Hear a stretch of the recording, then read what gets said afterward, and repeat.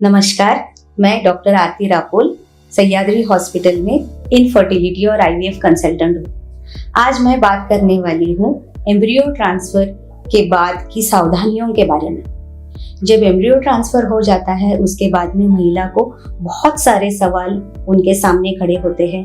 उनको लगता है कि उन्होंने पूरी केयर करनी है ताकि रिजल्ट अपना अच्छा आए, उनकी तरफ से कोई भी गलती ना हो। तो हम आज बात करेंगे कि एम्ब्रियो ट्रांसफर के बाद में आराम करना ज़रूरी है, कौन सा आहार लेना ज़रूरी है, यात्रा कर सकते हैं या नहीं, इन सब के बारे में हम चर्चा करेंगे। एम्ब्रियो ट्रांसफर ये बहुत ही सरल प्रक्रिया है, बहुत ही सिंपल प्रोसीजर है। इसे एनेस्थीसिया की ज़रूरत नहीं होती है। गर्भ या एम्ब्रियो का आकार बस 0.1 to 0.2 मिलीमीटर इतना होता है। जब हम एम्ब्रियो को यूट्रस में या गर्भाशय में छोड़ते हैं, इसके बाद ये तुरंत उसके तरल या एंडोमेट्रियल ग्लैंड्स के अंदर चला जाता है और वहाँ उसका इम्प्लांटेशन होता है। तो इसी वजह से आप अगर खड़े रहोगे, चलोगे तो ये नीचे गिरने के चांसेस नहीं होते। तो इसी वजह से आपको पूरे कंप्लीट बेड रेस्ट की ज़रूरत नहीं होती है। बस आपको ख्याल रखना है ऐसी चीज़ों में जहाँ पे यूट्रस का कॉन्ट्रैक्शन हो, ये चीज़ें अवॉइड करनी है, जैसे कि संबंध रखना या इंटरकोर्स रखना, जो कि अलाउड नहीं है। एम्ब्रियो ट्रांसफर के बाद का आहार कोई स्पेसिफिक नहीं होता। आप अपना नियमित आहार ले सकते हैं।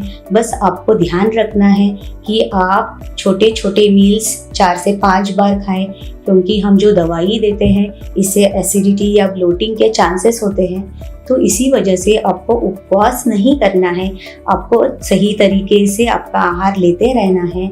आप सारे फ्रूट्स, सारे वेजिटेबल्स खा सकते हो। आप नॉनवेज का भी सेवन कर सकते हो। आपको पानी की मात्रा अच्छी रखनी है, क्योंकि अगर आपने पानी अच्छे से नहीं पिया, आप डिहाइड्रेट हो जाओगे। उसके बाद आपको यूरिन इन्फेक्शंस और कॉन्स्टिपेशन के चांसेस हो सकती है।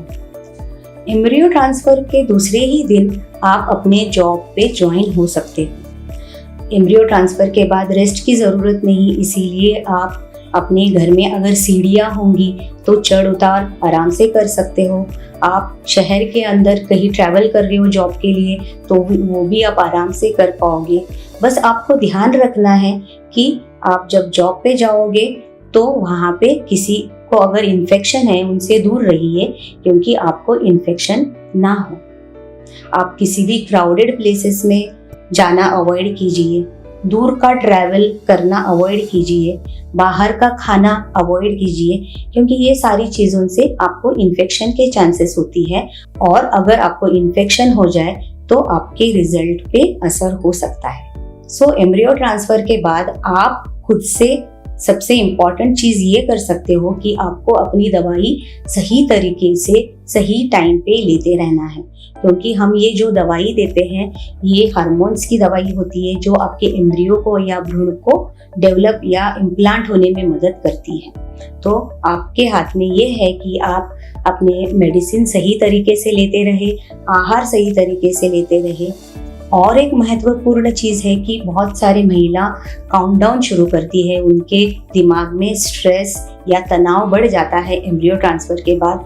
वो सोचने लग जाती है कि हमारा रिजल्ट क्या होगा, लेकिन ये आपके रिजल्ट के लिए सही नहीं है। तो आप स्ट्रेस रिलीफ जितना हो पाता है वो कीजिए। अगर आपको ब्रीदिंग एक्सरसाइजेस या मेडिटेशन से स्ट्रेस कम होता है तो वो आप कर सकते हैं। चाय और कॉफ़ी की मात्रा आपको कम करनी पड़ेगी। शराब का सेवन मना है। स्मोकिंग और स्मोकिंग करने वाले लोगों से आपको दूर रहना है। ये सब चीज़ें आप जब फॉलो करोगे तो आपका रिजल्ट सही आएगा। आशा करती हूँ एम्ब्रियो ट्रांसफ़र के बाद कि जो भी आपके दिमाग में सवाल थे उसके जवाब आपको मिल गए होंगे। फिर भी अगर आपको कोई भी सवाल पूछना हो तो हमें ज़रूर लिखिए, हम उसका जवाब देने की पूरी कोशिश करेंगे। धन्यवाद।